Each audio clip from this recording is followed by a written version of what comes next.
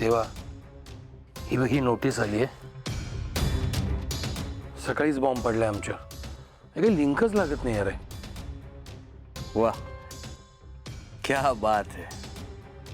एवढ्या फास्ट काम करायला लागले का हे लोक?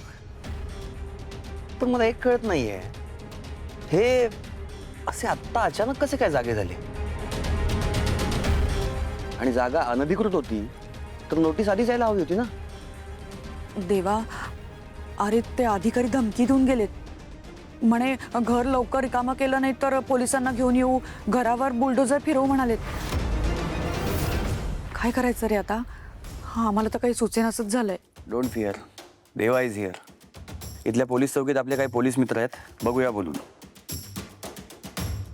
पण तरी मला एक कळत नाहीये, आत्ता का कारवाई करतात हे लोक? आणि इतक्या वर्ष कसं काय शांत होते? फादर, याच्या मागे कोणाचा हात तर नसेल ना? काय माहिती, ह्यांचं कुणाशी जुनं वैर असेल तर तो मुद्दाम बदला घ्यायला म्हणून करत नसेल ना हे सगळं? तुम्हाला कोणावर अशी शंका येते? म्हणजे असं कोण आहे का की जो फादरना त्रास देण्यासाठी हा सगळा प्लॅन करेल? नाही रे देवा, माझ्या विरोधात एवढं मोठं धाडस करण्याची कोणी हिंमत नाही करणार.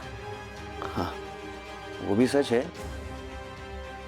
पण फादर, एकदा नीट आठवून बघा, असं कोणी आहे का जो तुमचा सूड घेण्यासाठी हे एवढं मोठं पाऊल उचलेल?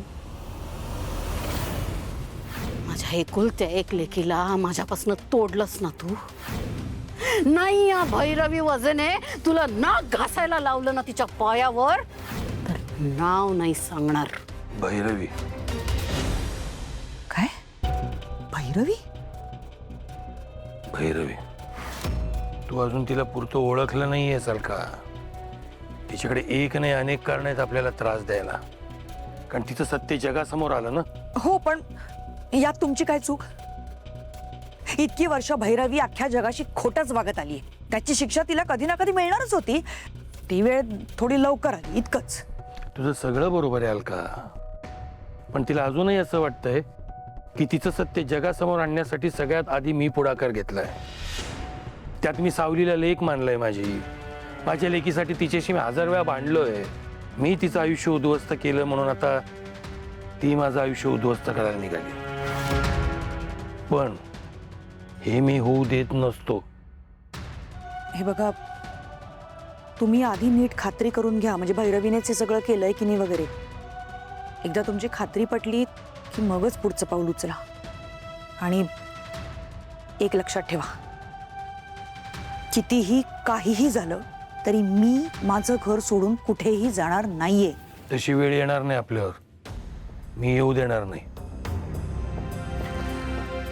देवा, जरा खोलवर तपास कर. लवकरात लवकर आपल्याला कळलं पाहिजे की या सगळ्याच्या मागे सूत्रधार कोण आहेत. मीही माझ्या परीने प्रयत्न करतो. ओके बॉस, तुम्ही अजिबात काळजी करू नका. मी चौकशी करतो याच्या मागे कोण आहे ते, आणि आपल्याला लवकरच कळेल ती व्यक्ती कोण आहे.